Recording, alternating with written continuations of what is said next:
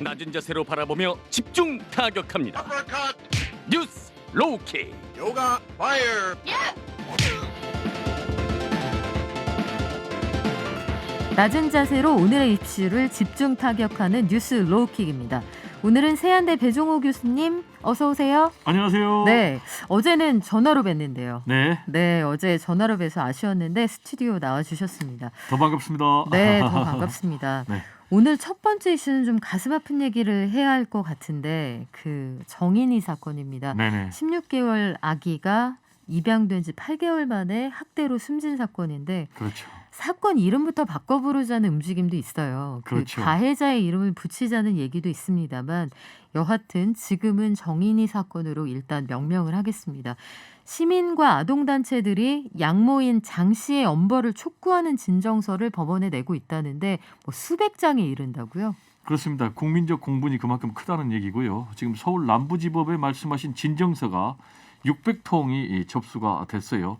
너무 많아가지고 원래는 이제 시스템 컴퓨터에 입력을 하는데 그게 어려워가지고 전산 입력은 포기하고요. 기록으로 편철을 해가지고 네. 별책으로 만들었다고 합니다. 그런데 이제 재판부는요, 이 내용을 유무죄가 판단되기 전까지는 안 본다고 합니다. 왜냐하면은 지금 엄벌을 촉구하는 내용이거든요. 그러니까 아무래도 공정한 재판에 영향을 받을 수 있다. 이런 판단인데요. 진정서 내용을 보면 이제 엄벌인데요. 왜 이런 얘기가 나오냐면 지금 아동학대 치사죄 같은 경우는 양형 기준이 4년에서 7년이거든요. 여기다가 또 뭐 가족들이 신청 선처를 요구하면은 감경 사유가 더해지면은 더 형량이 낮아질 수도 있거든요. 그래서 살인죄를 적용을 하는 그런 요구가 청와대 국민청원에 하루 만에 20만 명 넘어섰고요. 네. 또 세 차례나 신고가 접수됐는데 서울이 다른 양천경찰서장 등 파면을 요구하는 청와대 국민청원도 하루 만에 20만 명을 돌파했지 않습니까? 이런 국민들의 분노가 이어져서 이렇게 지금 진정서가 계속해서 무더기로 도착하고 있는 것 같습니다. 네, 전문가 집단에서도 같은 의견을 내고 있는데 대한소아청소년과 의사회에서도 이번 사건은 명백히 살인죄에 해당한다는 의견을 경찰에 전달한 상태입니다. 지금 전화로도 김영미 변호사님 연결되어 있는데요. 김 변호사님 나와 계시죠? 네, 안녕하세요. 네, 정인이에 대한 안타까운 마음을 담은 이 많은 진정서들이 법정에서 부디 효용이 있게 쓰였으면 좋겠는데 죄송합니다. 살인죄 적용이 가능할지 좀 더 자세히 알아보겠습니다. 칠곡 아동학대 사건 피해자의 변호를 맡기도 하셨는데 정인이를 향해서 안타깝다.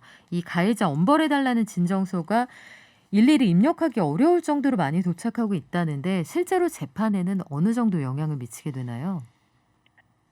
재판 결과에 직접적인 영향을 미치지는 않겠지만 양형 판단에 간접적으로는 영향이 미칠 수 있을 거라고 봅니다.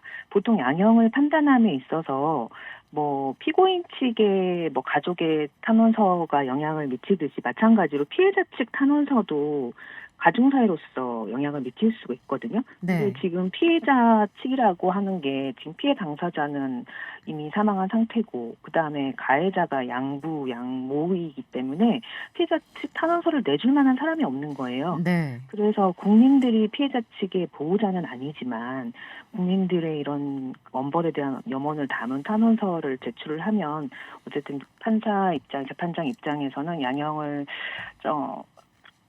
선고를 함에 있어서 조금이라도 참작을 하지 않을까 싶습니다. 지금 말씀하신 정인이 입장에서는 탄원서를 내줄 사람이 없다. 이 말씀이 네. 참 가슴 아프게 다가오는데 온 국민이 정인이의 보호자라는 마음으로 지금 이 사건을 바라보고 있는 것 같습니다. 네. 13일에 입양한 이 부모에 대한 첫 재판이 열리는데 입양에서 직접적으로 때린 것으로 지금 의심을 받고 있는 장모 씨, 아동학대 치사 혐의를 받고 있고요. 남편은 자기는 몰랐다. 방조한 혐의만 현재로는 받고 있는 거잖아요. 아동복지법 위반에 아동학대 등을 방조하거나 본인이 적극적으로 조치를 취하지 않았다. 이 부분에 대한 죄만 묻고 있는데 네. 살인죄를 적용해서 엄벌에 처해달라 이런 의견이 많거든요. 검찰도 공소장 변경을 검토하겠다 이런 얘기를 했는데 살인죄로 적용하는 것 현실적으로 가능한 얘기인가요? 저는 가능할 것 같습니다. 보통 살인의 고의라는 게 뭐 명확하게 처음부터 나는 죽일 거야라는 의사를 가지고 살인을 한 경우도 있지만 보통은 뭐 미필적 고의라고 해가지고 자신이 어떤 행위를 했는데 그로 인해서 사망할 수도 있다라는 가능성, 위험이 있다는 것만 알아도 미필적 고의가 인정이 되거든요. 네. 근데 이 경우에는 정인이가 지금 16개월밖에 안 된 영아잖아요. 영아인데 췌장이 파열될 정도로 어떤 외력이 있었던 거예요. 그게 네. 사인이었잖아요. 그리고 병원 이송할 당시에 온몸에 피멍이 돼 있었고 그다음에 장기 내부에는 혈액이 흘러나와서 부종이 심각한 상태였고 갈비뼈도 부러진 상태였다라고 하면 그 정도의 외력을 했다라고 하면 분명히 그 본인의 가해자의 행위로 인해서 사망이 충분히 사망할 수도 있다라는 그 가능성을 분명히 인식했을 거라는 추측이 충분히 가능해서 살인죄 의율이 가능하다고 보입니다. 그러면 그 또 일각에서는 살인죄가 적용되려고 하면 이 살인에 대한 고의성을 입증하는 게 만만치가 않을 거다. 그러니까 지금 말씀하신 것처럼 이 두 사람이 다 지금 대학원 이상의 고학력을 가지고 있고 중산층 이상의 그 경제적인 지위를 가지고 있는 것으로 지금 널리 알려져 있잖아요. 그렇다면 인지 능력이나 경제적인 측면에서는 큰 문제가 없었으니 이런 상황을 예측 못했을 것 같지는 않은데 고의성을 입증하기가 쉽지 않을 거다 이런 의견도 있어요. 이게 적용되기 위해서는 어떤 조건이 부합돼야 하나요? 뭐 명확하게 CCTV라든지 목격자의 진술이 있으면 좋겠지만 가정 내에서 은밀하게 이루어진 사안이기 때문에 그런 걸 기대하기는 어렵고 결국은 정인이의 사인이나 그때 당시의 상황, 병원에 도착했을 때 상황들을 가지고 유추해 볼 수밖에 없어요. 근데 과거에 그 울산에서 계모에 의해서 살해된 사건에 있어서 그때도 비슷한 쟁점이 문제가 됐었고 네. 그때도 살인죄 적용이 됐었거든요. 처음에는 기소를 했을 때 상해치사로 기소를 했지만 법리 검토 결과 어린 아이의 배 부위를 심하게 때려서 갈비뼈가 부러져서 그로 인해서 사망에 이를 정도라고 하면 충분히 사망할 수 있었음을 알았다라고 봐가지고 살인죄 적용을 했고 실질적으로 살인죄로 판결이 나왔습니다. 네, 이게 참 어린 아기가 숨진 사건에 살인죄가 적용돼서 다행이다 이런 말씀을 전해드려야 한다니 너무나 가슴이 아픈데 김 변호사님이 피해자 변호를 맡으셨던 칠곡 의붓딸 학대 사망 사건도 당시에 살인죄 적용이 필요하다 이런 주장이 높았는데 저 그때는 높았는데 어떻게 됐습니까? 아쉽게도 상해치사죄만 적용이 됐어요. 그때는 학대치사죄가 신설되기 전이었고 상해치사와 그때도 살해치사로 기소를 했고 재판 과정에서 공소장을 살인죄로 변경해달라고 계속 요청을 드렸고 의견서도 제출을 했지만 울산과 달리 이 경우에는 이제 내부에서 갈비뼈가 부러진다거나 그렇게 하지 않았고 발로 수차례 밟아서 죽게 했는데 상황은 거의 비슷했는데 이 경우에는 살인죄 적용을 못했습니다. 그래서 상해치사죄로만 처벌을 받았습니다. 그런데 지난 2006년에는요. 췌장이 파열되면서 20대 여성이 사망한 사건에서 이 가해자였던 2명의 남녀 피고인에게 살인죄가 적용이 됐잖아요. 네. 이게 참 그런 측면에서 보면 네. 당연히 정인이도 지금 췌장 파열로 인해서 사망한 사건이기 때문에 과거에 이런 유사한 사례들을 적용을 해서 적용한다면 살인죄로도 가능할 것으로 보입니다. 네, 참 가슴 아픈 사건인데 우리가 사후 약방문일지라도 소잃고라도 외양간을 제대로 고쳐야겠습니다. 오늘 말씀 감사드리고요. 지금까지 김영미 변호사였습니다. 네, 감사합니다.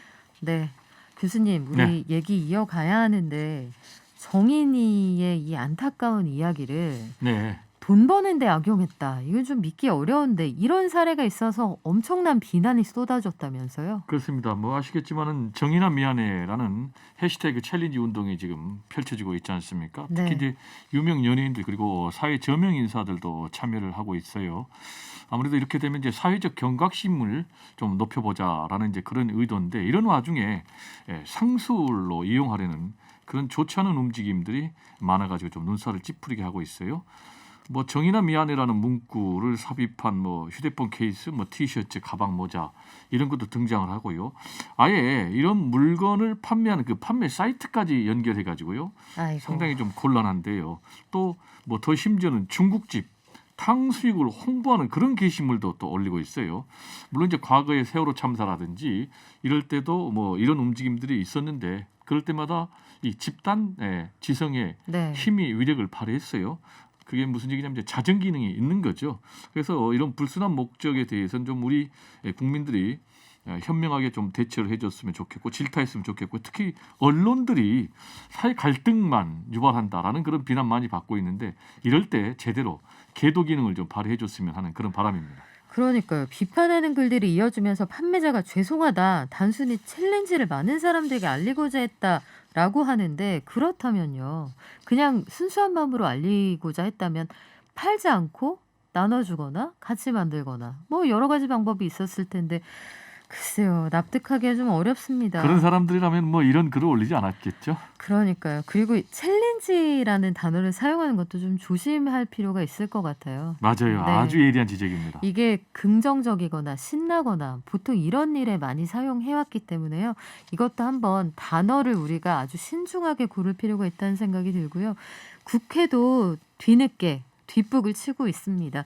정인이 사건 현재까지는 가해자 이름을 붙여서 저희가 딱히 정리된 바가 없기 때문에 일단 오늘까지는 정인이 사건으로 부르겠습니다. 정인이 사건이 세상에 알려진 지 굉장히 오래됐어요. 사실 이게 정인이가 사망한 게 지난해 10월입니다. 그렇죠. 그런데 보도 프로그램을 통해서 다시 한번 경각심을 일깨운 건데 관련법이 11개나 쏟아져 나왔다고 해요. 그런데 이 중에 교수님 보시기에는 정말 이 정도 법안이면 제2의 사건을 막을 수 있겠다. 이런 법안이 눈에 들어오는 게 있으셨나요? 뭐 대체적으로 보면은 뭐 양형 기준을 좀 강화하자 그런 것인데요. 새로운 거는 아니고요. 저는 이제 국회 입법 활동을 폄하하고 싶지는 않습니다. 네. 그런데 3일 만에 여야가 통틀어서 11개나 지금 앞다퉈서 발의를 했거든요. 그러면은 아무리 생각해도 좀 졸속 법안이 아닌가. 왜냐하면 기존에도 뭐 90여 개나 지금 계류 중이라고 해요. 그러면 어떤 차이가 있는지 좀 궁금하고요. 아무래도 뒷북 입법이라는 비난 면하기는 좀 어렵고 그래서 여론은 왜 꼭 사람이 죽어야만 법이 나오냐. 이런 여론이 굉장히 따갑거든요. 그래서 저는 이번 기회에 여야가 서로 뭐 앞다퉈서 경쟁하지 말고 차라리 좀 머리를 맞대서 네. 특위를 만들면은 어떠냐. 그래서 여야 정치권만 하지 말고 전문가, 공무원 이렇게 공동으로 전체적인 시스템을 좀 이번 기회에 점검을 하고 과연 뭐가 구멍인지 그래서 법적으로 또 제도적으로 보완할 점은 무엇인지 실질적으로 지금 이런 일들이 계속해서 많이 일어나고 앞으로도 더 일어날 거거든요. 그게 무슨 얘기냐면 피해 학대 아동의 숫자가 한 3만 명 정도 됩니다. 네. 5년 전에 비해서 2배나 늘었거든요. 그러면은 더 이런 일이 늘어나고 끔찍해지니까 좀 이번 기회에 정치권이 중심이 돼서 종합적인 대책을 좀 마련해 줬으면 어떨까 이런 생각이 듭니다. 네, 더구나 학교에 안 간 지 오래됐기 때문에 네. 관리되지 않고 학교에서 스크린되지 않는 사례가 분명히 있을 수 있어요. 그러네요. 코로나19 그래서 후유증이 심각해요. 학교가 가지고 있는 그 사회적인 보호의 기능도 분명히 있거든요. 네. 그래서 이런 방학 때, 코로나19 상황 때 이 아이들이 긴급하게 SOS를 칠 수 있는 시스템이라도 생겼으면 좋겠고요. 그리고 플러스 육아 스트레스가 더 커지잖아요. 그렇죠. 그래서 집에서 딱 문 닫고 들어가면 어떤 일이 벌어지는지 아무도 모릅니다. 그러니까 네. 이 상황을 어떻게 촘촘하게 관리할 수 있을지 그리고 진정성이 있다면 저라면 이런 아이들이 있을 때 당장 분리해서 갈 수 있는 숙소, 보호해 줄 수 있는 선생님의 채용 이 부분에 대해서 예산을 미리 당겨서라도 쓸 수 있게 해주는 그런 법안이 좀 나왔으면 그것도 좋겠습니다. 아주 예리한데요. 지금 아까 제가 피해 아동 숫자가 한 3만 명 정도 추산되는데 그런 곳이 전국에 뭐 100개가 안 되거든요. 그러니까요. 그러니까 뭐 수용할 수 인원이 아무리 많이 돼도 1000명이 안 되니까 그런 부분은 아주 예리한 지적이라고 생각합니다. 네, 의료비 지원도 먼저 하고 나중에 의료기관이 보험공단에서 받아갈 수 있는 그런 시스템을 좀 만들어주셨으면 좋겠는데 문자 좀 읽어드리고 갈게요. 출산율 저조하다고 논하기 전에 태어난 아이들 먼저 보호합시다. 사회적 보호를 못 받는 게 정말 개탄스럽습니다. 얼마나 많이 더 죽어야 하는 건가요? 또 다른 분, 언제까지 분노하고 미안하다고만 해야 합니까? 좀 대책을 만듭시다. 처벌만 한다고 해결됩니까? 저도 100% 공감합니다. 처벌 전에 처벌할 일이 생기지 않도록 해야겠죠. 두 번째 이슈로 넘어가 보겠습니다. 빨라진 서울시장 후보군의 움직임. 박영선 중소벤처기업부 장관이 좀 달라졌어요. 네네. 서울시장 보궐선거 출마 여부에 대해서 가능성을 열어놓고 생각한다. 사실은 여의도 정가에서는 캠프 진작에 꾸렸다. 소문이 파다했는데 사실상 출마 선언이다. 이렇게 읽어도 되는 거죠? 그렇게 봐야 될 것 같아요. 왜냐하면 그동안에 굉장히 머뭇머뭇했거든요. 그런데 생각을 바꿨다. 구체적으로 무슨 얘기냐면 장관의 책임감에 더 무게를 뒀는데 상황이 계속 안 좋아져서 출마 가능성 열어두고 있다. 1월 안으로는 결정할 것이다. 이렇게 얘기했거든요. 근데 현직 장관, 정치인이 이렇게까지 얘기했다면 사실상 출마한다라는 그런 의미로 해석을 해야 될 것 같고요. 지금까지 머뭇댔던 모습하고는 상당히 대조적이거든요. 그러면 그 배경이 뭔지 궁금합니다. 그러게요. 그 어떤 입장을 내놓으실지 그것도 궁금하고요. 네. 그 발걸음을 좀 따라가 보겠습니다. 그리고 그동안 민주당 내에서는 경선판을 키우고 이른바 컨벤션 효과를 좀 보려면 거물급 야당 후보에 맞설 여기에서 거물이 뭐 현재로서는 안철수 후보 얘기하는 것 그렇죠. 같은데 제3의 후보가 필요하다 이런 얘기를 하거든요. 네. 제3의 후보군이 있습니까 지금? 제3의 후보군은 안개 속에 있어요. 그런데 제3의 후보군이 필요하다는 논리가 나온 배경이 여권에서 말씀하신 대로 안철수 대표가 대선에서 서울시장 선거로 선회를 했어요. 네. 그러면서 지금 여론조사 압도적인 1위가 나오지 않습니까? 그러니까 민주당 내에서도 그렇다면 우리도 대선 주자급 사람이 필요하다. 그러면서 뭐 정세균 현 총리를 소환해야 된다. 그런 얘기도 있었고요. 또 최근에는 김동연 전 부총리를 소환해야 된다. 이런 얘기도 있는데 이런 상황에서 계속해서 머뭇대니까 여권 내부의 교통정리가 안 돼서 박영선 장관이 머뭇대는가 보다 했는데 지금 또 태도를 바꿨어요. 그렇게 보면 반대로 이제는 내부에 어느 정도 교통정리가 됐는가 보다. 구체적으로는 김동연 전 부총리 같은 경우도 당장 민주당 경선에 뛰어들려면 시간이 없고 조직이 없으니까 네. 대선으로 돌아갔다라는 얘기도 있고요. 정세균 총리도 아니다. 대선만 나는 준비한다라는 그런 얘기가 있기 때문에요. 아무래도 박영선 장관이 현재 여권 내에서는 계속 여론조사 1위가 나오니까요.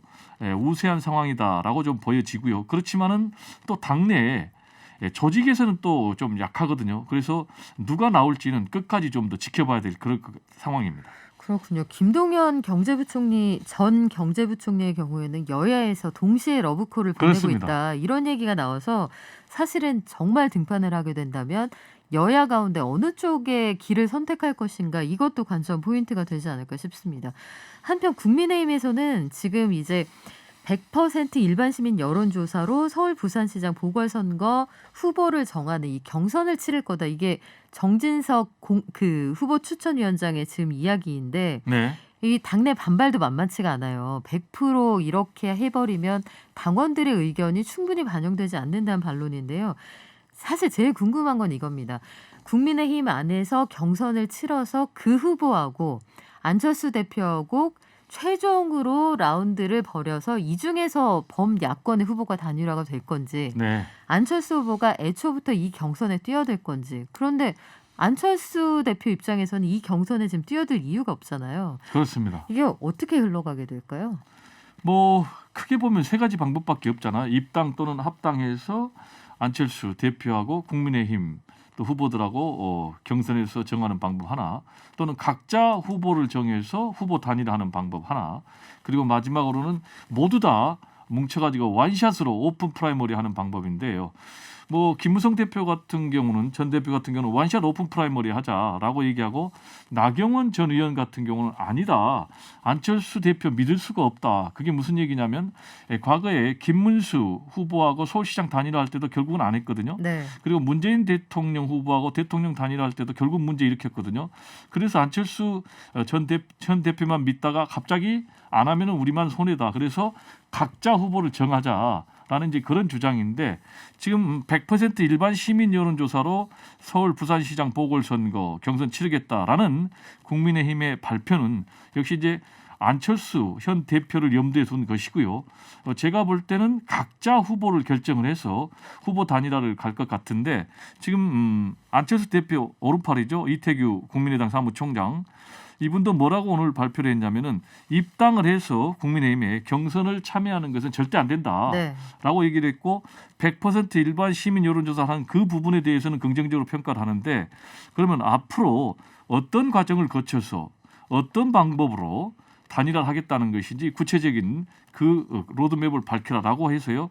앞으로 김종인 비대위원장 그리고 안철수 현 대표 사이의 줄다리기는 계속해서 심각해질 것으로 그렇게 전망이 됩니다. 네, 밀당은 계속 될 텐데 현재로서는 안철수 대표가 좀 유리한 고지에서 밧줄을 당기는 느낌이 듭니다.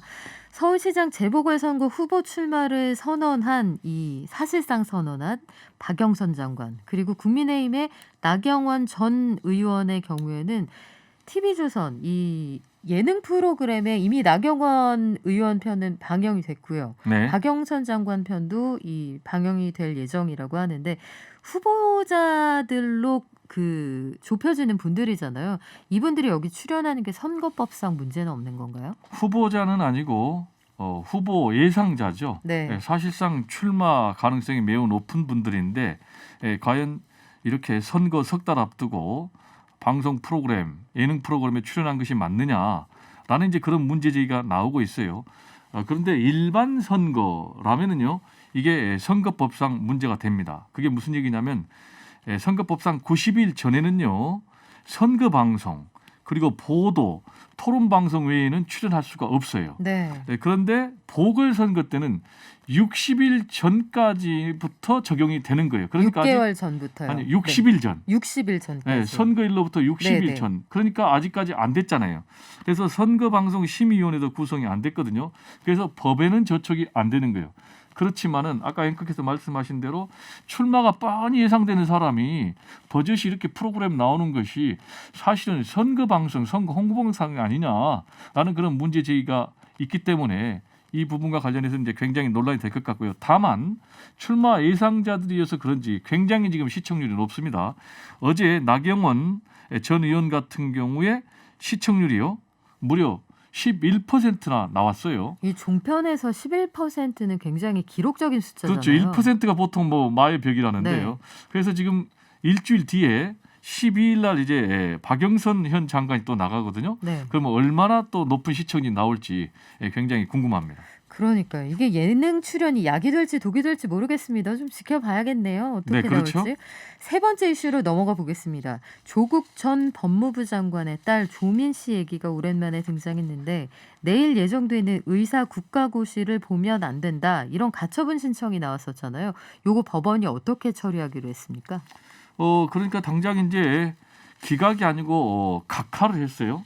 각하라는 얘기는 뭐냐면은 법적 요건이 안 된다는 얘기예요. 그러니까 아예 법원에서 다룰 다루지를 필요도 않는다는 없는 사안으로 보겠다. 그렇죠. 법적 요건이 돼야지 인용을 할 건지 기각을 할 건지 하는데 말씀하신 대로 이거는 아예 법적 요건을 갖추지 못했다. 그럼 왜 법적 요건을 갖추지 못했을까? 두 가지가 있는데요.